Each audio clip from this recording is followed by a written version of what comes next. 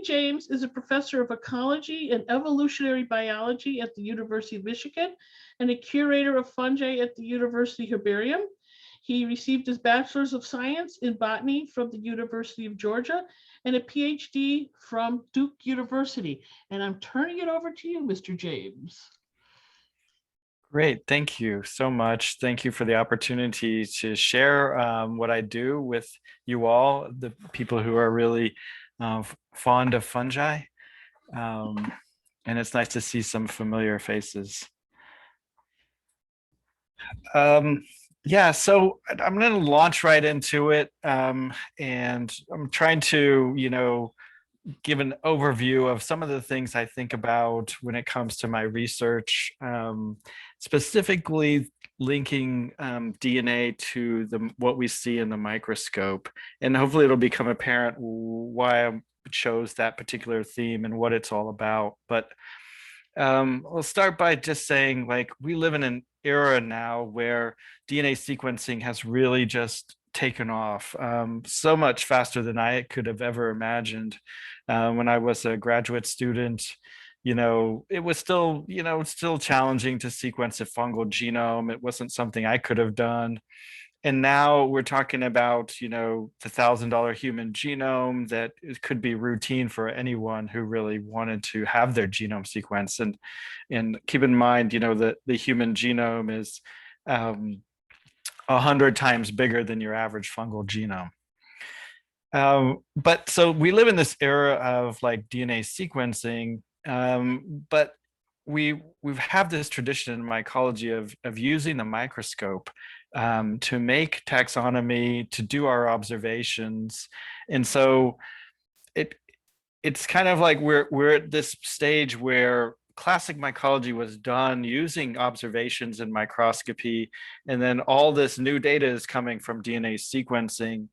And in order to leverage what has been observed in the past, we have to now link the DNA observations to the microscope observations. Just I want to start with a little introduction of what our lab does. And this is a word cloud that I generated a few years back based off of some papers that we had published. And just to give you an idea, we're really into mating and genes and diversity. But we really study diversity of species. So that's kind of our biggest word in this thing. So we really embrace using and looking at different species and trying to understand their histories. So I work as a curator of fungi at the University Herbarium, and I'm following in some footsteps that are really huge. And the legacy of mycology in this institute is really mind-blowing, at least in my opinion. Some of the best known mycologists in North America either worked or trained here. And particularly, most of you probably know about Alexander Smith and his sort of crusades to publish field guides that really brought mycology to many more people across the United States. And he himself collected nearly 100,000 specimens that are a major portion of this, or nearly 300,000 specimens we have in the herbarium.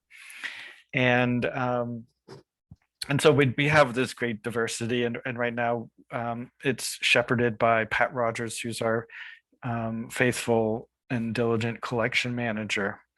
But the reason I get to be there is in part due to this guy, Louis Waymeyer, whose family left an endowment that was basically set aside to hire a fungal curator. And that endowment was a major reason that the university has always been able to have a mycologist on staff. This is just an example of some of the a specimen that he collected together with Calvin Kaufman. And he was a special on Pyrenomycetes fungi, which are the ascomycetes that produce these tiny little flask fruiting bodies, but some of them make these beautiful stromas like hypoxylons and xylarias.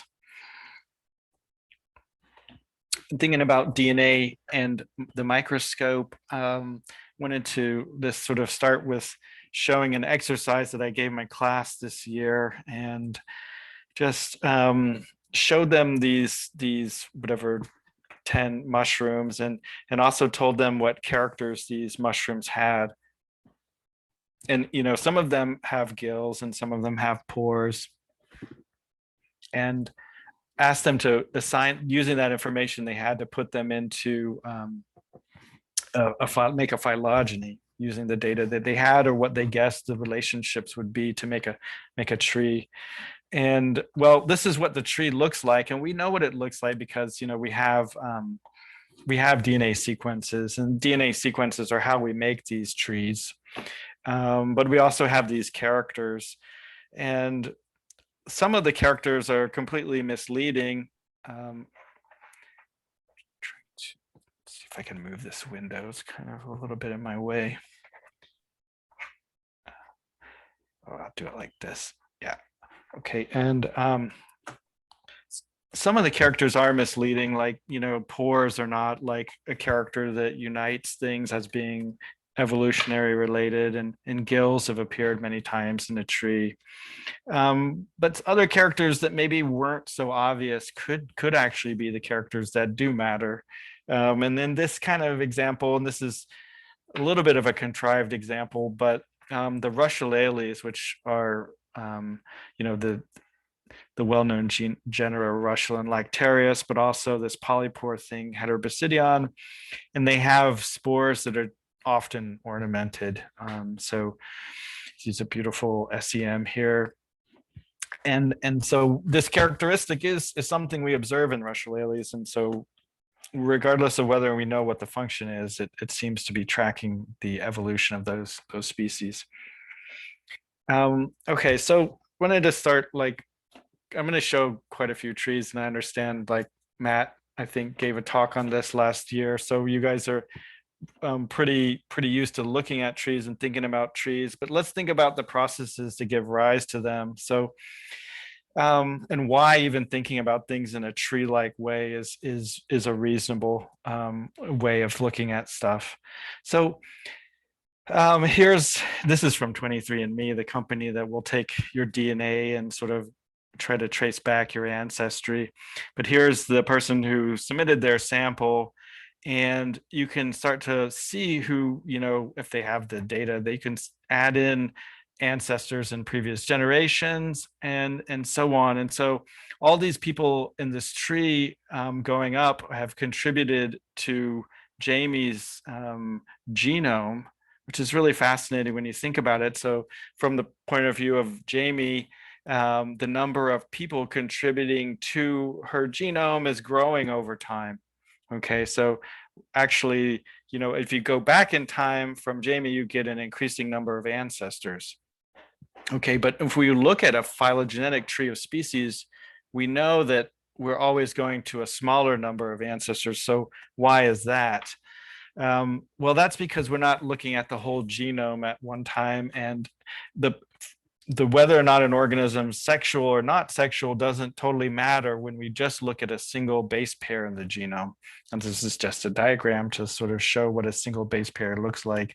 So here's this guy, and he's got cells, and each cell has a nucleus, and within the nucleus there's a genome, and the genome is the same in all of the cells, of course. But then let's say on the X chromosome, we have a particular region of it, and we're going to just think about a single base pair. Okay, so that single base pair, we can trace its ancestry back in time. So that particular T, is inherited from a chromosome that was in that man's, let's say it was in his mother, and so we go back in time, and like say this was the guy, and that was the mother, and passed off that particular T to that son, and that mother got it from her mother, and that mother passed it to two different children. Okay, so actually, so we see that sometimes the same piece of DNA, the same specific base pair, if you will, is passed down to multiple offspring. And that's where you have this sort of coalescence of that divided base pair, which is divided into, say, two daughters, goes back to the same base pair in the single mother. And so using that logic, we can sort of trace back the history of that single base pair through time as it was given from, father to mother and daughter and so on. And eventually, we'll get to a single ancestor that was the individual who had that base pair and passed it off. Like in this tree, it's just this particular individual. And so ignoring all these, if we were to sample, say, these individuals in red and look back in time, this would be the phylogeny that we got just looking at that single base pair. Okay, this is just some kind of like logic for why trees are really the way of looking at relationships and are fundamentally accurate when we're looking at, say, like a single base pair.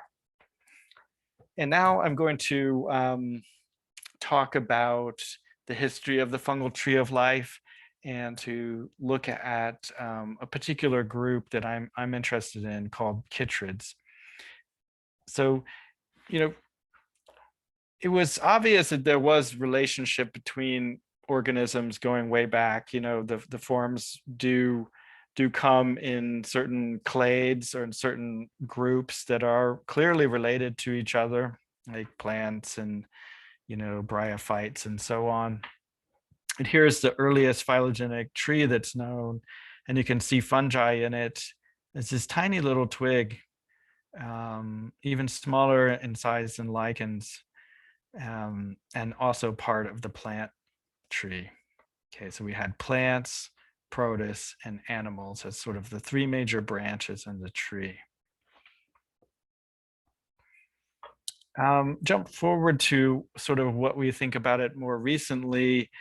And this is I like this figure because it's just beautiful, but it has a few interesting ideas that are seen in it, which is that, some groups are just older. So like bacteria and archaea, the prokaryotes have been around longer. That gives you that idea. And then it gives you the idea that fungi are more closely related to animals. So here's fungi here. Here's a bunch of animals. And then it gives you this idea that things went extinct. So you have these tips. This would be modern time along the outside. And then these bands are various mass extinctions or the Cambrian explosion, for example. So one thing it sort of gets wrong is the sort of fungi and animals branch off from plants. But another thing is that fungi just don't have a lot of width here. And in fact, the diversity that they're being given or shown in this figure was well underrepresented. So part of the reason is that we actually don't have as many fungi formally described as the plant people do. For example, we have about 150,000 described fungal species, whereas the plant has on over 300,000. But we estimate that there are many more fungal species. And there are various ways of making these estimates, but you can see that some estimates reasonably go into the like 5 million, 6 million range. Okay. And so what that leads us to believe is that most fungal species have never been described. Now, what that phylogeny two slides back showed also was that fungi began diversifying early on. And one of the things that's pretty notable, as soon as you start to see terrestrial life, you see a lot of diversity of major fungal groups. And so this is a particular source of fossils called the Rhynie chert. And this is in pretty old fossils. So this is in the Devonian. And you have these things, which are little single-celled, probably parasites. They could be saprotrophs, but they're like they're chytrids, obviously. And chytrid is something that makes like this flask-like spore-producing structure called a sporangium. And then from the bottom of that sporangium, there's a rhizoid that penetrates into the substrate, and it could be, you know, alive or dead. But this is a very distinct and clear chytrid. The spores would be shot out from this end. And this is something that looks like a water mold that still exists today. And then this is something that's like one of these perennomycete fungi that many people at the Field Museum have studied. So it was interesting that very early on, a lot of different forms have appeared. And looking at that time, you know, the early fungal fossils dating to this Devonian. Here's like an artistic rendition of what the Devonian might look like. We see sort of semi-aquatic habitats, but we also see things like trees. These are probably tree ferns, but at any rate, they're not that terribly different from, you know, this particular fen, which is one of the sites that we like to go to. And so maybe it's possible that the Devonian was an era where chytrid fungi, which are pretty common in the fossil record from that period, were really the dominant fungi. And if you go to this fen and you're collecting here in this habitat, you're going to find that chytrid fungi are really common and diverse. So our lab is pretty crazy about chytrids. They're sort of the organisms that we're really focused on from a taxonomy perspective. So a little bit more about what those things are. Now, the chytrids are zoosporic fungi. So that means that they produce spores that swim. Okay, and so here's some examples of these swimming spores. We're talking about, you know, 5 to 10 micrometers in size. So they're very microscopic, and they have a single flagellum, and it pushes the spore forward. So when we look at like the diversity of fungi, most of the things that we know and that we eat for sure are in ascomycetes and basidiomycetes. These are the macrofungi, but phylogenetic diversity or different named phyla are, they're pretty rich in these zoosporic fungi, the ones with the swimming spores. Okay, so it's an underappreciated diversity. And these are all microscopic. So I'm particularly maybe proud of being part of the Michigan team because some of the folks there were legendary and are legendary in study of these fungi. So here is my colleague Joyce Longcore, who was the one who described this chytrid fungus that's pathogenic to amphibians. And she received this Golden Goose Award from AAAS, recognizing that her studies sort of sweating away in a lab, isolating these fungi and describing them was tantamount when this pathogen was discovered on amphibians, because it was a chytrid fungus, and so nobody else really was able to fully appreciate its biology and to work with this kind of fungus. And she figured out how to culture it and how to do infection studies and so on. And so for that effort that she put into the basic biology of chytrids, and then went on to really help us understand this global problem, which is amphibian disease, she received this award. And this is just a picture of her with Fred Sparrow, who was a mycologist at the University of Michigan. This was back in maybe like 1960. So these chytrids are really relatively easy to find if you look for them.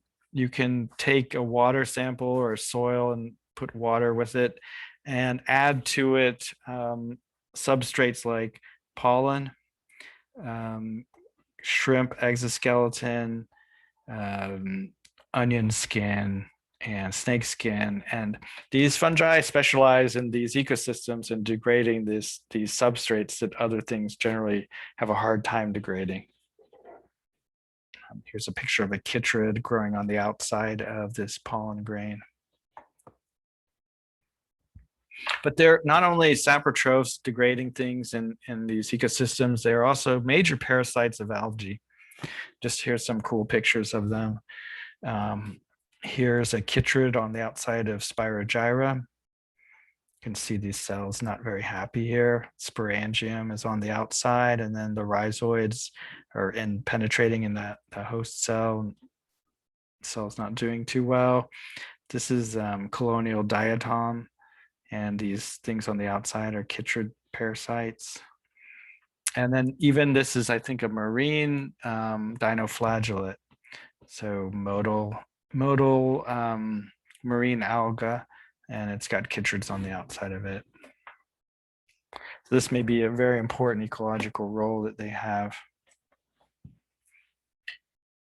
So I've been working to develop and actually preserve the resources of my colleague Joyce Longcore, who she's already gotten in numbers into the 1,000 in terms of chytrid strains that she's isolated.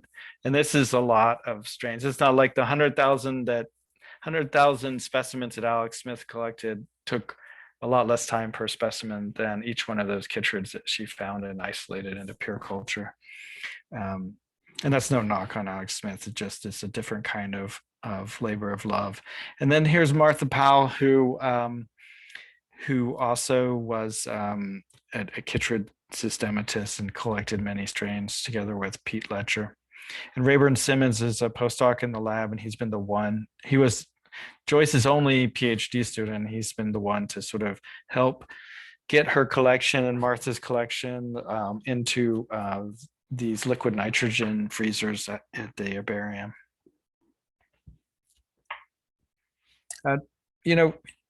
It's one of the things is, these are microscopic fungi. So, the microscope is always a part of the biology that we do. We add pollen to water, we're going to have to pull out the microscope in order to see what we've got.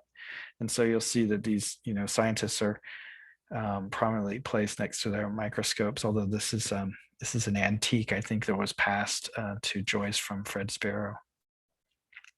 And she was passing it to Rayburn.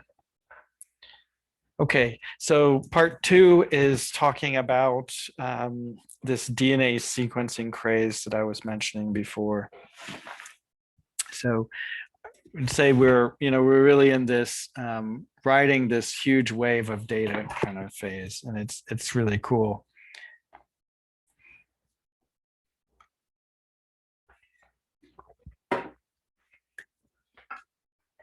So I wanted to maybe look at sort of the bigger picture of this. This is a phase or a craze or just a revolution. I'm not sure which one of them it is, but it fits in the context of modern genetics. And found this cool paper that has a bit of a timeline of genetics. And one of the cool things is the first thing on the timeline is the invention of optical microscope.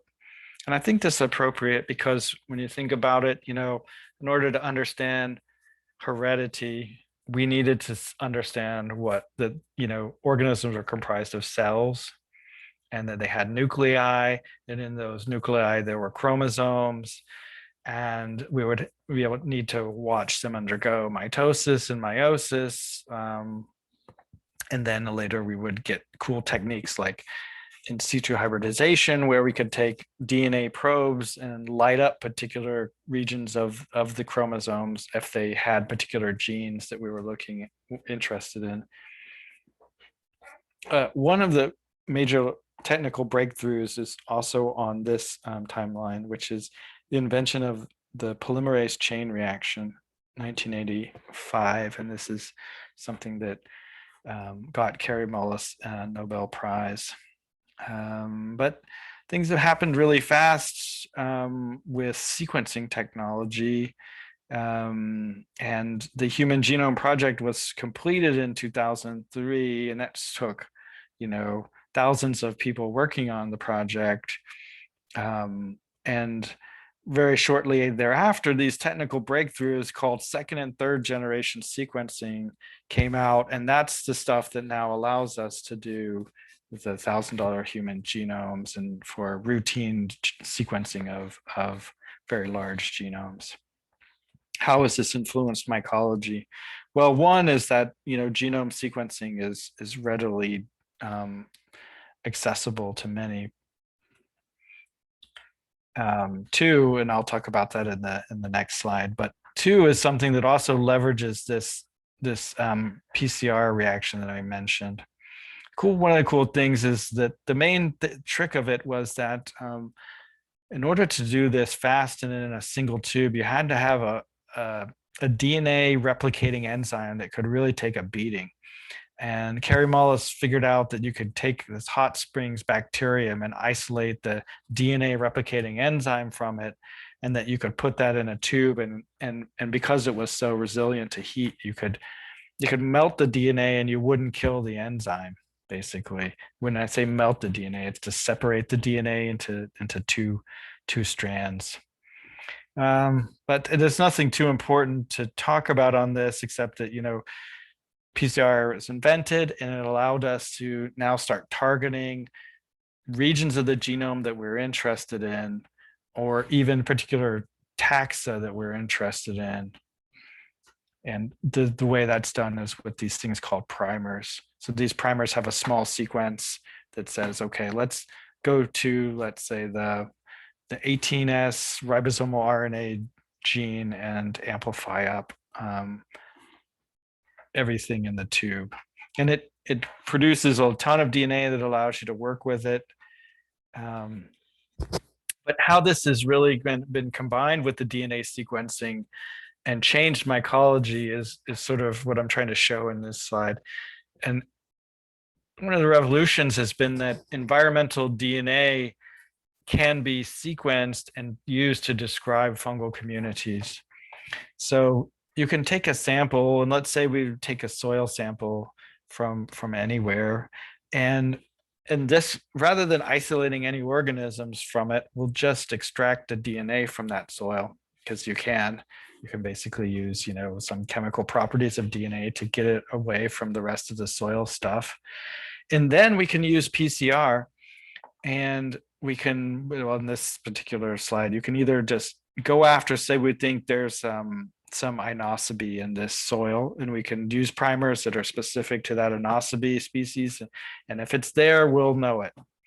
But another option is to just say, let's amplify these barcodes up for all of the species that are in this sample, and then we'll use sequence analysis to try to figure out the diversity of things in it. And what we want to be able to do is to say, for every sequence that's in this complex sample, what is it? And that's very challenging, and it's also limited by what we know. We have to have something to match our sequences with that are coming from soil. They have to match things that are present in the database. Sometimes it works very powerfully, but in other times we have no clue what these things are we're sequencing. So this is just a general what our lab is all about. Is we're really into DNA sequencing to understand fungi and to make the fungal tree of life. We also, would love to really be able to take a genome sequencing type of approach, and then to use that to try to understand what an organism looks like, because essentially we know that you can take a cell and it reads its DNA, and then from that genetic code it turns into some organism, and we want to know how the cell does that. But in practice, what we're doing more recently is we know there are these fungi that are only known from DNA sequences in the environment, and we want to know what they actually are, what they look like, and what they're doing. Is most fungal diversity dark matter? So as one of the things I mentioned earlier is that there's a lot more estimated species than what was actually described. So we've 150,000 described species, and Hawksworth quite a while ago estimated there were 1.5 million species, so 10 times more than that.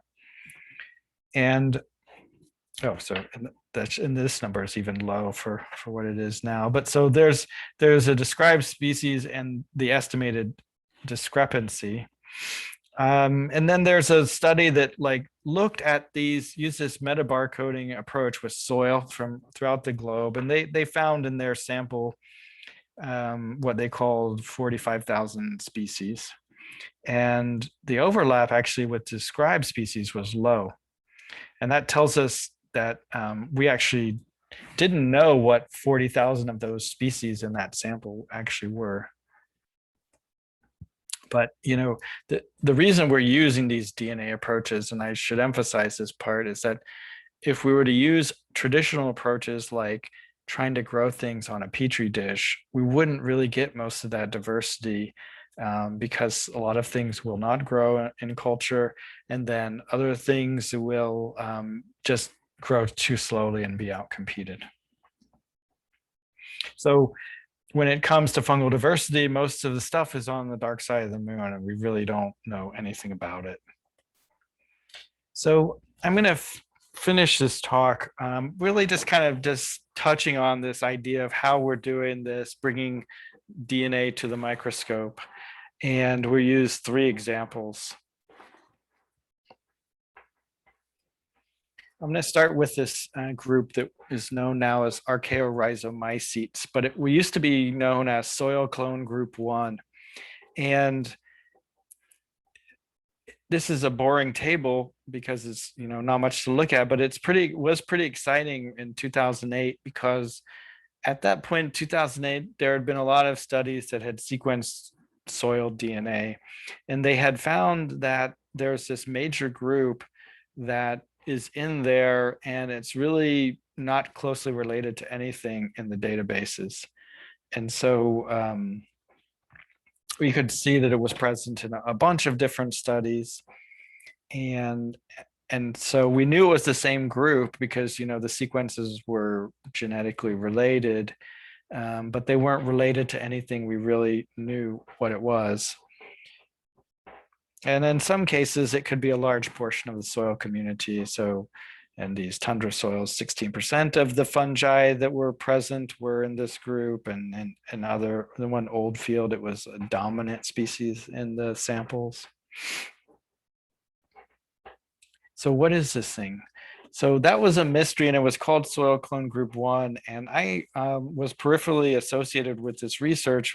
I helped a colleague who had found that they actually had a culture of it, and they had this large survey that they were doing of root associated fungi growing on pine roots, and they had thousands of cultures, and they just happened to have one of these. They had sequenced all of these cultures using DNA sequencing of this barcode, and it was just sitting in like a hard drive somewhere.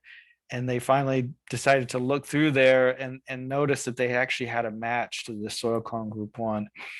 And here's the culture that they had. It grows really kind of funnily and very slowly. And so, but having this culture really all of a sudden changed the ability to infer the biology of the fungus.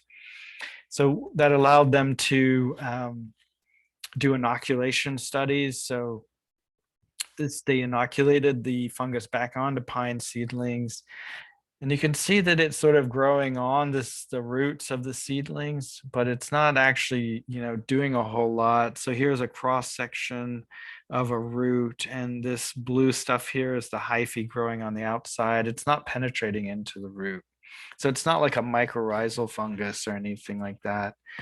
And the morphology is not really very exciting either, to be honest. You've got hyphae with simple septa, and there's no pore or anything. So each one of these like segments is completely isolated from the other segment. And it doesn't make aerial spores either. It only makes these chlamydospores. There's a scanning electron micrograph, and there's 1 or 2 nuclei per cell. Okay, so it doesn't give us a lot of clues to look at the morphology. And phylogenetically, though, now that you had a culture, you could sequence many genes, and ultimately this thing has a genome sequence. But having more than one gene allowed us to place it into somewhere in the tree, and it grows in this group called Tophrena, which is a really eclectic group of fungi that don't look anything like each other. So here's Neolecta. This is the only thing in this group that makes a fruiting body, and it looks kind of like an earth tongue, kind of, or yeah, some clavaria or something. This particular species often grows in bogs. And then other things in this group are Schizosaccharomyces that has this fission yeast. So that's just basically all it does is grow as a yeast form. But it does allow us to sort of figure out where it is in the tree, and also now to start pulling in together a bunch of studies that have found this, and then we have the genome sequence now, and so we're able to like look at what the genome says it might be doing, and those studies are now underway to try to characterize this rather unusual fungus. But so one of the lessons is that it takes a lot of legwork, so to speak, in order to get this culture. So if you weren't persistent, or if you didn't have these like large surveys, this culture would have never been isolated.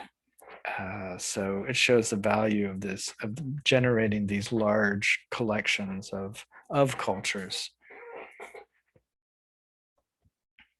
Okay, but not everything can be cultured, and there are reasons for that, but mostly things can't be cultured because we just don't know how to. I would say that mostly there's a knowledge issue rather than like the fact that they just can't grow in culture. But nonetheless, we want to get around that ability to culture things and to start looking and characterizing organisms without being able to culture them. And so our lab has been focused a bit on using single cell genomics and single cell sequencing to find cells in the environment and to get DNA barcodes from them, so that we can link what we're seeing in the environment with the DNA sequence from those studies that just sequenced environmental DNA. So how does single cell sequencing work? First, you start with a complex sample. It could be, tissue, or it could be like water. And then here's where some of the hardest part comes in, which is getting single cells into a tube, basically. And there's a few different ways. There's this really cool technique called laser capture microdissection, where you can basically use a laser to catapult a particular cell of interest into a tube. And there's like cell sorting methods that use like the flow of small droplets of liquid, or actual devices with really small channels that have fluid running through them. And either way, you get a single cell, and then that cell, you can extract the DNA from it, and then use this thing here called MDA, which is a way of taking that DNA that you got from that one cell and amplifying it. This is a viral polymerase, and it amplifies everything without regard to what its sequence is. And it allows you then to get enough DNA that you can work with, because you can't really do much with a single cell's DNA, because it just all our other techniques rely on having a lot of DNA. So you get a lot of DNA from this viral polymerase amplification, which then can go into sequencing analysis. And as I mentioned, you can use these fancy things like flow sorting and microfluidic devices and et cetera. But what our lab has done is to just use like a tiny little needle and or a microcapillary. And we did this project where we really wanted to sort of work the other way around. So typically in single cell, analysis, it's just like you take your water sample and you run and you isolate all the cells. You don't look at them and you sequence them individually. But what we want to do is to work the other way around. And I have to say, we've been graced with having some really good taxonomists in the lab who know the organisms and are able to find the organisms in nature, and to find that, to say, well, these guys like Fred Sparrow and George Barron and these guys who were able to find these organisms and document them and describe them, but they've never been sequenced, and they haven't been sequenced because they're unculturable. So what we wanted to do was to find those things, which are really not that hard to find if you know how to look for them, and then sequence them, and then work the other way and try to match them up with sequences that had been deposited in the databases that had no match. And so we focused in on these things called Predatory Zopigales, and they're really interesting fungi.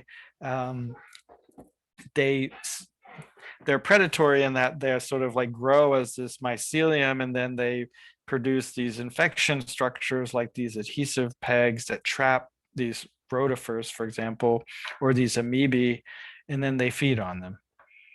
And so these very interesting fungi, and they have never been cultured in pure culture. So, but if you put like soil on a petri dish of water agar, and you know what to look for, you'll very often see these amoebae attacking things.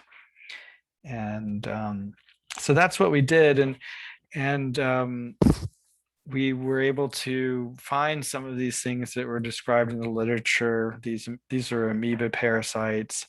The ones in bold are the things that we observed. We could put a name on it, and then we made this comparison to the database and see these weird names are just stuff that that was deposited from environmental DNA. So it's where someone just sequenced soil. And we're now able to say, oh yeah, this is almost certainly a colophagy. So this amoeba predator, and other things, we can say, oh, this is probably an amoeba predator as well up here. One of the things, so that was the part that we expected we could do, but one of the things that we were surprised about is that when you sequence the genomes of these things that that you're isolating, you're not getting necessarily just the fungus. And what we were intrigued to find is, this is just like some information about the structure of the sequences within that sample, but each one of these dots is a particular region of the genome or the sample, and the white dots are things that were matching fungus, and then the purple dots are things that are matching bacteria. And we found in this one particular nematode predator, Stylophagia, that it was consistently associated with a bacterium. And so I'm not sure if you all are aware, but some of the more recent mycology studies have shown that very often bacteria can reside inside fungal hyphae. And those bacteria could be parasites, or they could be even mutualists, so they could be beneficial to the fungus, or they could be, commensal, somewhere in between. But we found this bacterium inside of of this predatory fungus, and it was, related to this Mortarella bacterium. So Mortarella is just like a soil fungus, and it's showing some of the pictures of the bacterium inside of the Mortarella, and we're hoping to try to observe our bacterium as well. Okay, lastly, I'm going to talk about the parasitic chytrid project. Just like with these predatory zygomycetes, chytrids, which are these, these swimming fungi, have been well characterized in the literature. We have like 1,000 species described. Most of that was done in the earliest 20th century. So that was before, we even knew what the structure of DNA was. So certainly we don't have sequences for them. A lot of them are parasites of algae, so they're hard to culture. So here's the project that we're doing, and it's really been spearheaded by this brilliant scientist, Kensuke Sato, who's he's got a wonderful ability to observe and find these chytrids, and he's got wonderful hands in terms of getting those organisms to behave. So his project, he's basically taken these soil and water samples, and he's checking them for infection, so to see if there are chytrids in them. Then if they're infected, he wants to get a single cell. And in getting a single cell, then take a picture of it, okay? And we'll know roughly what it looks like and roughly what it might be associated with in nature. Then we'll do this part where we amplify all the DNA, and then we'll generate some barcode, and now we'll try to match it up with what's in the database. So here he is doing his washes with his mouth pipetting. And so and it's really pretty simple to get those single cells. So he finds the cell that's infected or has the chytrid, and then he'll just individually pick that cell up and then wash it in drops until it's pretty clean. And I'm not showing too much of the data that he's generated, but one of the more fascinating groups. And our goal here is to try to go into these databases and to start putting names and pictures on environmental DNA sequences. We've been collaborating with Mike McKay, who's at the University of Windsor, on these winter diatom blooms in Lake Erie. And this brown ice here is due to the presence of diatoms, and these are usually in offshore areas. And you can see as the ice is melting there, you see this diatom scum. And it's a slight problem in that as these blooms are dying, you get these anoxic regions that develop in the lake. But it's just fascinating as well. When you have diatoms in a massive bloom, you should have something that's eating them or parasitizing them. And sure enough, there are a lot of chytrids there, especially late in the season. And Kensuke has been able to find these guys. Here's the alga, there's a centric diatom, and then here's the chytrid on it. Then these colonial diatoms, and here's the chytrid on it. And get these individual cells and sequence them. And so what he's able to do is to make a phylogeny out of those, and now try to put names on these things here. So previously it's not clear what this organism looks like, or what the organism that gave rise to this sequence looked like, because this sequence is from environmental DNA. And now we could say, well, it's probably a diatom parasite, and it's probably even a Staphanodiscus parasite. And so we're able to use this approach to try to resolve some of the biology. I mean, we can't say a ton. We can say that it's a chytrid, and it's making zoospores, and it's attacking diatoms. So we're able to sort of narrow down what the function of these organisms might be. Like the like the zygomycete, the Zopigales project, we also found that there are surprises as well in these uncultured chytrids. And um, we've found that a lot of them are infected with these DNA viruses, and these are interesting DNA viruses because they're part of this family of what's known as giant viruses, and they're giant. I'll describe them in a second. But what we notice is that there's this group that we're now calling mycodNA viridae, which is only really found in the chytrid fungi, so the swimming fungi. And it forms this group that hasn't been described to date. They're relatively large viruses.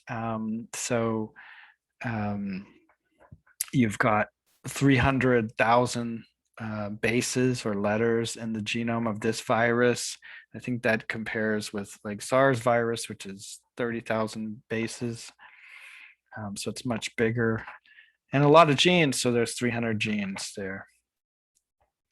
So giant viruses, if you haven't heard of them, are really fascinating. There's this other term for them because they basically reside in the nucleus or the cytoplasm of organisms. They could be half of a micron big, so they're really large. The known hosts are algae, animals, and amoebae. And the genomes can be even bigger than the ones that are in fungi and could have even 1,000 genes. And they could also be infected even by other viruses. And there's a really fun radio lab on these giant viruses episode called Shrink, if you're interested in that. So just wanted to wrap up with the take-home points. Although, there's no knock on these really awesome, delicious macroscopic fungi, but most of the diversity in terms of the tree of the fungal tree of life is in these microscopic single-celled species that you don't see unless you look for them. And when you do study these fungi, you get a lot of surprises. And for example, like the discovery of these giant DNA viruses is one of them. Another is that they have life cycles more like animals than they do other fungi. And, of course, I mentioned that there are these hidden treasures, which are these things growing or things residing inside the cells. And, I should speak on the viruses part. Like, we know these things have these viruses in them, but we don't know what they do. And as far as we can tell, their effect on the cell may not be that detrimental. And as I mentioned, our ultimate goal is to sequence a bunch of genomes and to be able to actually take that genome sequence and predict an organism's form and function from it. Many people to thank here. I'm really appreciative of the intelligent and friendly and wonderful people that have been part of the research group at the University of Michigan. And the Joint Genome Institute with many wonderful scientists there have collaborated on the single cell work. And Jason Steich at the University of California, Riverside, who helped work on the mycoviruses. And that's all I have. I thank you for this opportunity to give this talk, and I would be happy to take any questions if you have any. Well, we do have some questions. Michael Murphy said, if only that organism in Mycotina has a fruiting body, does that indicate it likely evolved the fruiting body recently? And I hope I pronounced it right. Yeah, Mycotina. So this Neolecta, recently it's kind of hard to say. I mean, these things are kind of like dinosaurs that never went extinct in some ways of putting it. So they could have been like making that same looking fruiting body for hundreds of millions of years. But it could be that it did evolve very recently too. So I wouldn't rule out either of them, but it does look like it's an independent origin of the fruiting body. So that makes it a really interesting way or interesting species to compare to, say say like geoglossum or earth tongues, which look similar, but they have completely converged in the way they look from an ancestor that didn't look anything like them. Matt, do you wish to, I know it's a kind of comment, do you want to say you're actually kind of like next? You could unmute yourself. I was just trying to answer the question in the chat earlier, and I was just going to kind of echo what Tim said, that for a while it seems like it's been kind of unclear if it's two separate gains in the ascomycetes or one. And I was just saying I knew there had been some genomic work, but I couldn't quite remember what the punchline of it was. I remember there's a paper Jason had been on, and then like Laszlo, I'm going to mispronounce his last name, but Nagy. I think it's Nagy. Yeah. Okay, sorry. No offense. I just don't know how to say it, but I knew he and his group had been doing a lot on that, and I just couldn't recall what their conclusions were, if they were separate or one. And I was always kind of leaning more towards the separate, but I thought it was maybe that some of the machinery was there early on, but maybe not all of it was kind of what people had been saying. I think that's right. Yeah. So there's sort of like the ability to make a large fruiting body may have evolved much earlier. And you do see some of that in the former zygomycota. So like endogonies with tiny little fruiting bodies. So they're mostly microscopic, these non-dicaria, but there are some exceptions.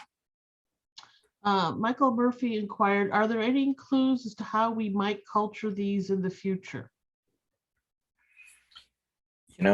I think so. I think that the genome should be able to tell us what the nutritional requirements might be. So, you can take the genes and you can see like what biochemical pathways these organisms have, like, oh, they can synthesize, all the amino acids or not, or they might, and one of the cool things we found is that, well, we didn't find, but others have found that some of these chytrids actually are using vitamin B12. That is something that wasn't expected, and so now maybe that knowing that they inherited that from a common ancestor with animals, but the rest of the fungi kind of got rid of that.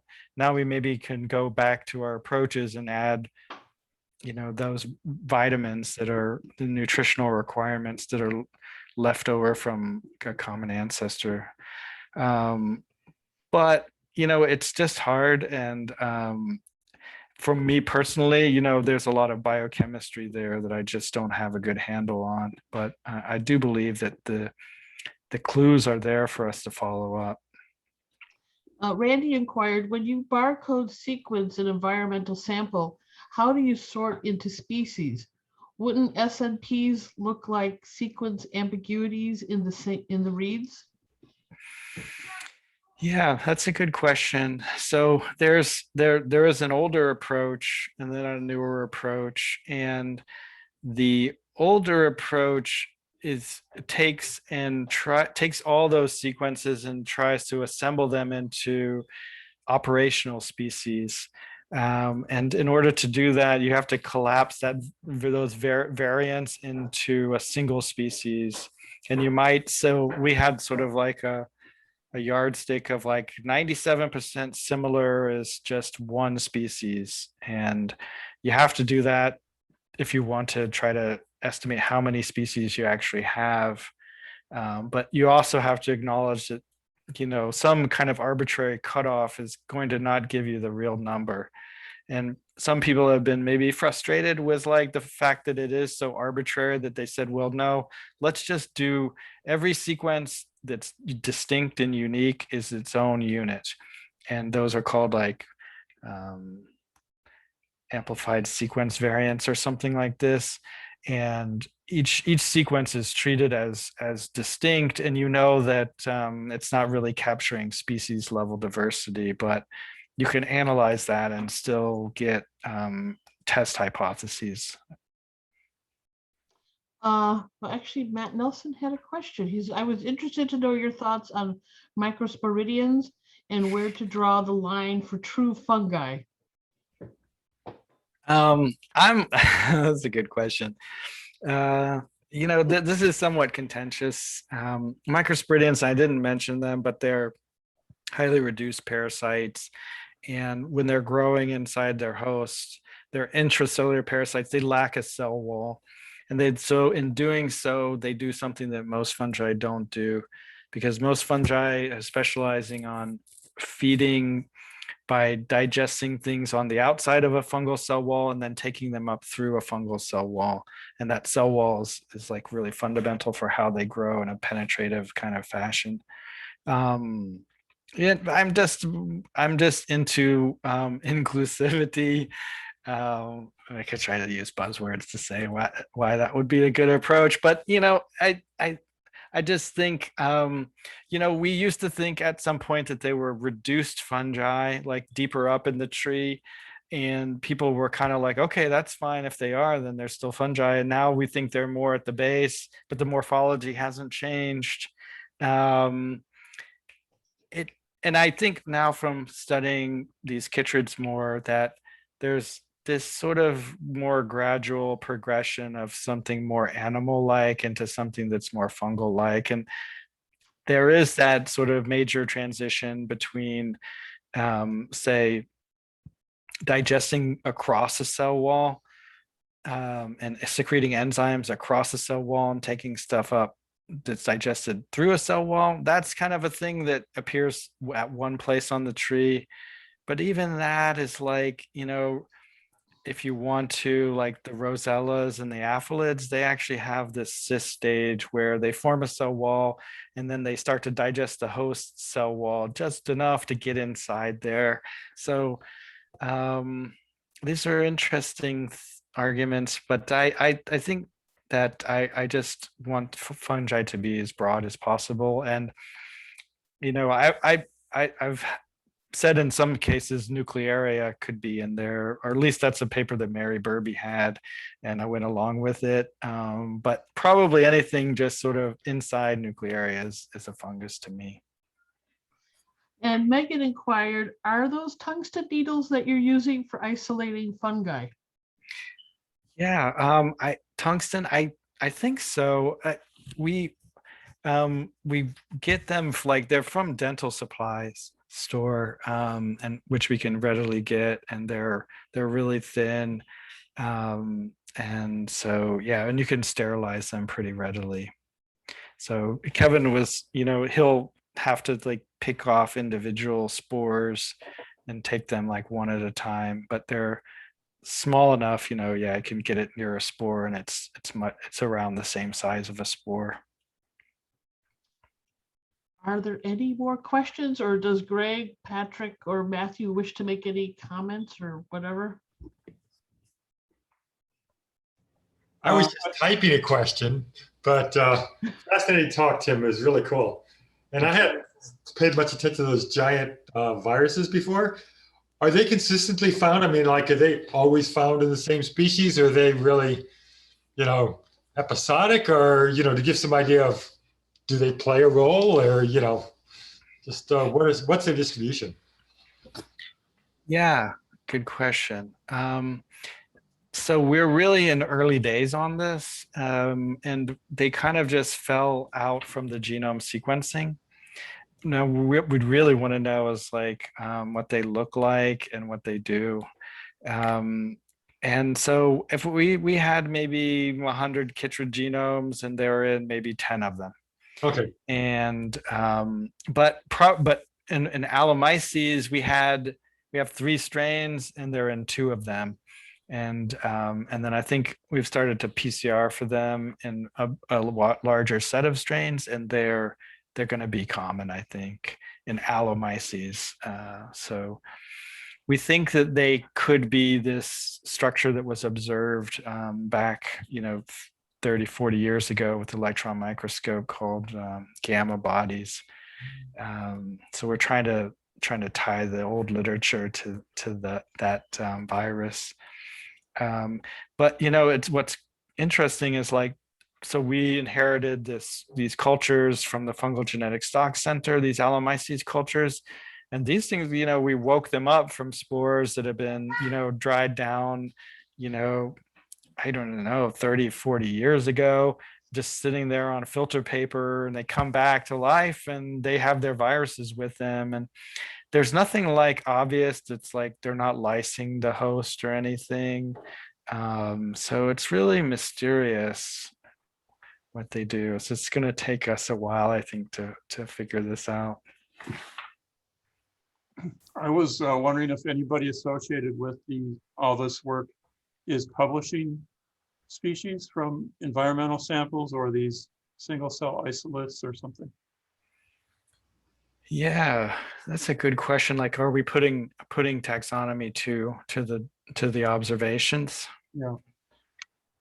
Yeah. So, well, that gets a little bit into this question of do you name stuff on the basis of a sequence only without an actual voucher? Right. So normally in chytrid biology, we can use like a photo or a drawing as a type, and so I think we could start doing that. We don't have the specimen anymore, so we take the picture and then we crush the cell up. So we just have the DNA after that. But we haven't gotten to where we're actually naming stuff. Kensuke's sequence, we were going to go for, he's an amazing, and I mean, like, this guy can find chytrids, and I've said, let's do 100 species that you can find. And I think he would have done it, but then the COVID came, and so just kind of last year he wasn't able to do very much. But he's got like 50 different species. I mean, one of the cool things that we found was a hyperparasite. So sequence these algae that have a chytrid on them, and then inside the chytrid there's a parasite of that as well. There's lots of hidden treasures.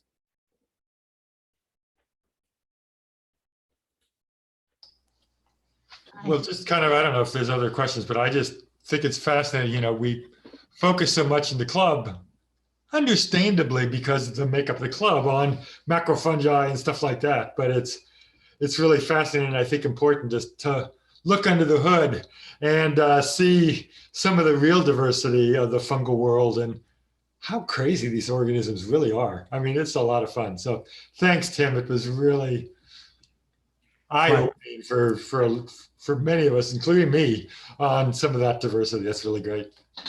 Well, Greg, you'll be pleased. Our speaker in June will be talking about rusts. Good.